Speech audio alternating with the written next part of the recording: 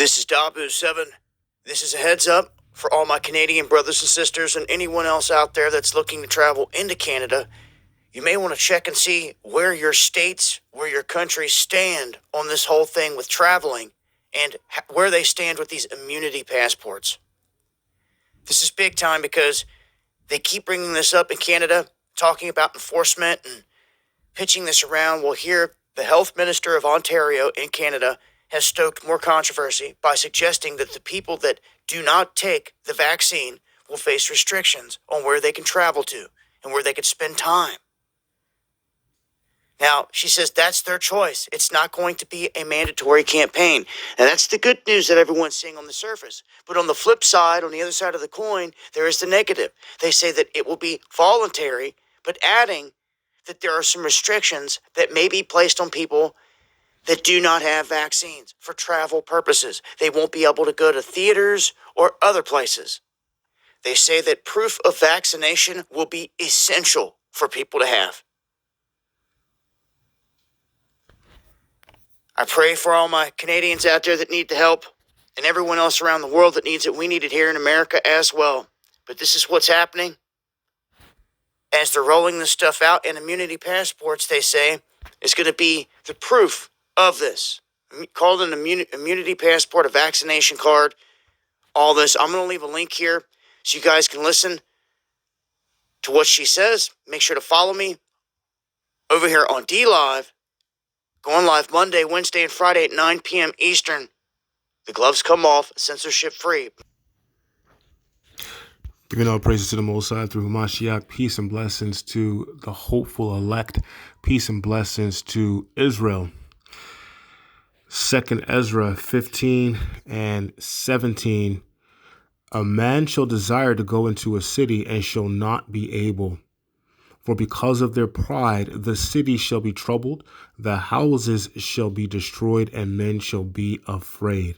A man shall desire to go into a city and shall not be able. So they're making it so that you're not going to be able to even travel here pretty soon if you do not have this vaccine. You know, we can't even say the V word without YouTube possibly striking it down or speak against it in any shape, form, or fashion. You know, and I'll tell you, there's people who don't even get vaccinations for their children, just regular vaccinations, let alone one that's been, as President Trump calls it, warp speed.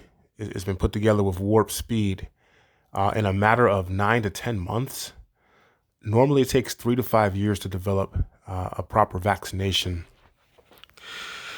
How did this come to be so fast? I know there's bureaucracy and red tape that could have been cut out the way, but yet and still, you have to question the safety of this antidote here.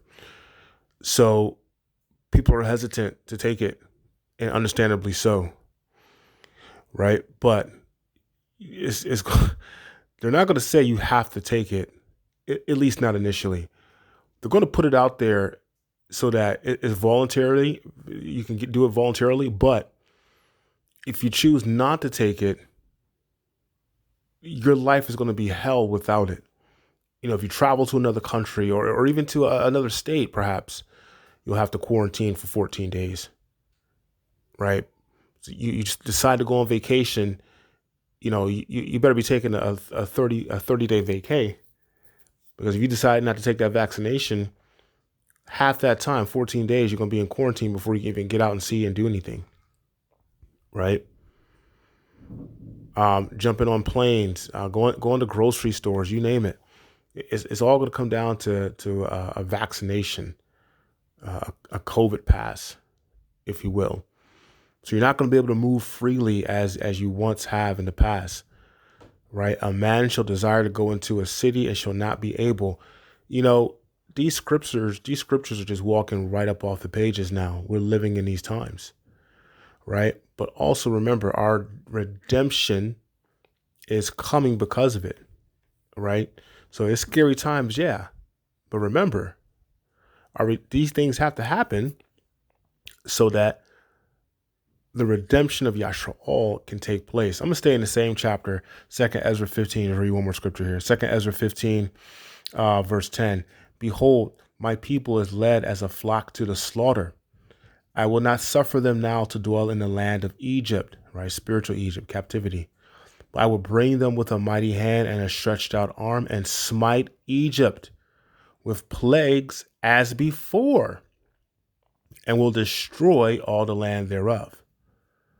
Egypt shall mourn, and the foundation of it shall be smitten with the plague and punishment that power shall bring upon it.